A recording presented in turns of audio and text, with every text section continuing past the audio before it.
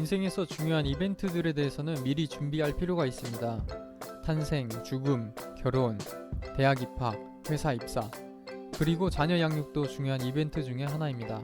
그래서 미혼인 분들도 미리미리 배워둘 필요가 있는 중요한 사안인 것입니다. 감정 코칭이라는 책은 과연 나는 아이를 제대로 키우고 있을까? 나는 제대로 아이를 사랑하고 있을까? 라는 물음에 대한 교과서입니다. 우리 아이들을 정서적인 금수저로 만들 수 있는 것입니다. 나아가 사회에서 다른 사람과 의견을 조율하고 갈등이 있을 때도 이용할 수 있는 책입니다. 어떤 사람이 나에게 무슨 이야기를 했을 때 어떻게 반응해야 하는지 정답을 가르쳐 줍니다. 책의 중요한 내용들을 먼저 확인해 보겠습니다. 첫 번째로 감정 코칭이 중요한 이유. 과연 우리 아이가 왜 이럴까? 라고 궁금해하기 전에 과연 나는 부모로서 아이의 감정을 받아주었는가 하고 스스로에게 물어봐야 합니다. 부모가 아이의 감정을 이해하지 못하고 수용하지 않아서 상호작용이 원만하지 못하면 아이는 자아 존중감이 떨어져 불안한 감정을 극단적으로 표출합니다. 감정을 잘 수용하고 대처할 줄 알면 자아 성장감과 자존감이 높아지며 대인관계나 문제 해결 능력도 유연하게 잘할 수 있습니다. 이렇게 감정을 잘 다스리는 방법은 부모로부터 배울 수 있는데, 부모가 스스로 감정을 잘 다스리고 표현할 수 해야지 아이도 그렇게 잘한다는 것입니다. 뇌의 관점에서 감정 코칭을 보자면 1960년대 뇌과학자 폴 맥린 박사가 인간의 뇌는 3개 층으로 이루어져 있다는 것을 밝혀냈습니다.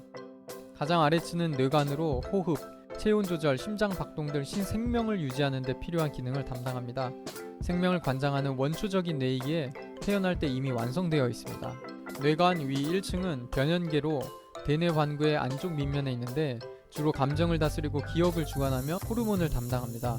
포유류는 대부분 변연계를 가지고 있어서 강아지도 주인이 오면 반가워하고 낯선 사람이 오면 놀라거나 으르렁거립니다.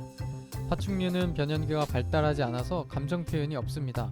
그래서 변연계를 감정의 뇌, 포유류의 뇌라고 부릅니다. 변연계 위의 2층은 대뇌피질입니다. 그 중에서도 이마 위 약 3분의 1을 차지한 전두엽은 생각하고 판단하며 우선순위를 정하고 감정과 충동을 조절합니다. 고도의 정신기능과 창조기능을 담당하고 있고 인간만이 가져서 인간의 뇌, 이성의 뇌, 뇌의 총사령부라고도 합니다. 변연계의 발달은 사춘기에 거의 완성이 되지만 생각의 뇌, 이성의 뇌인 전두엽은 발달하는 데 시간이 많이 걸립니다. 아이가 말을 배우고 글을 익히면서 차츰 발달하다가 초등학교 4, 5학년쯤 어느 정도 가완성되기도 하지만 사춘기 동안 대대적인 리모델링 작업에 들어가고 완전히 성숙하는 데는 남자는 평균 30세, 여자는 평균 25세 정도 되어야 합니다. 이른바 철들었다고 표현할 만큼 계획과 판단, 우선순위, 감정, 행동 조절을 할 수 있는 것이 발달이 느린 사람은 35살, 또 40세가 되어서도 전두엽이 미성숙할 수 있는 것입니다. 따라서 전두엽이 완성되지 않은 아이에게 이성적인 생각과 판단을 기대하는 것은 지하에서 바로 2층으로 올라가는 것입니다.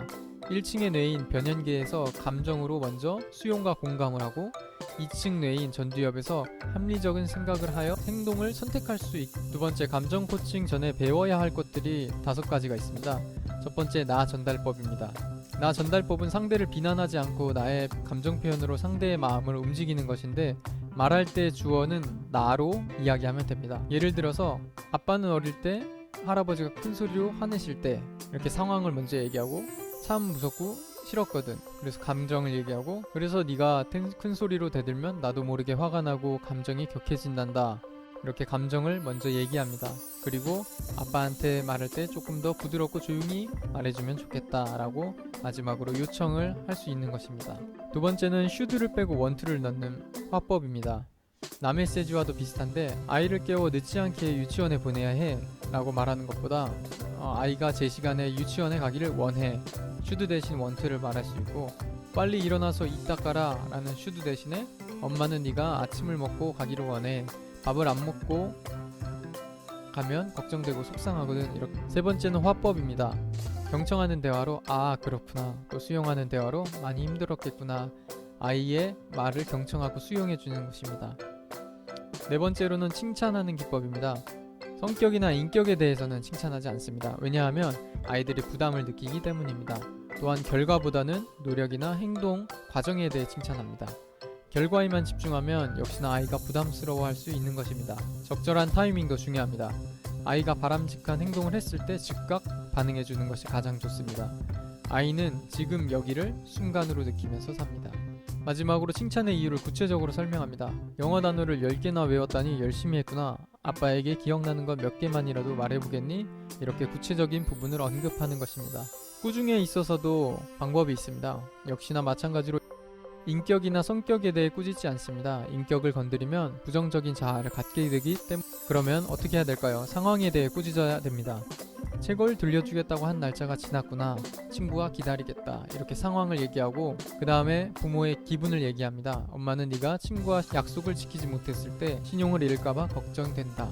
마지막으로 요청을 할 때는 빌린 책은 약속한 날에 돌려주면 좋겠다 라고 말할 수 있습니다.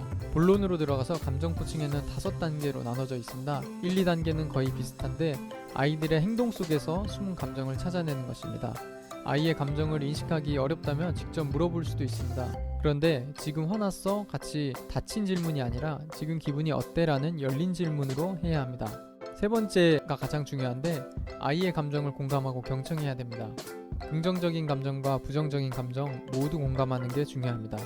부정적인 감정도 그 자체는 공감해줘야지 어떤 것이 옳고 그른지 아이가 알 수 있는 기회가 생깁니다.